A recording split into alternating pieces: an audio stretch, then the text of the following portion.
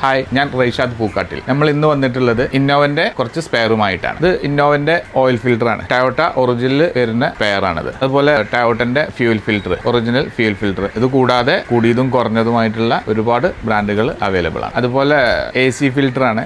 Toyota original, ബോഷിൽ, Hella, Sofima, ഒരുപാട് ബ്രാൻഡുകളിൽ നമ്മളിത് അവൈലബിൾ ആണ്. അതുപോലെ നമ്മുടെ സസ്പെൻഷൻ പാർട്സ് ആണ് upper ball joint, lower ball joint, ടയറോഡന്റ്, റാക്കന്റ് എന്നിങ്ങനെയുള്ള സാധനങ്ങൾ.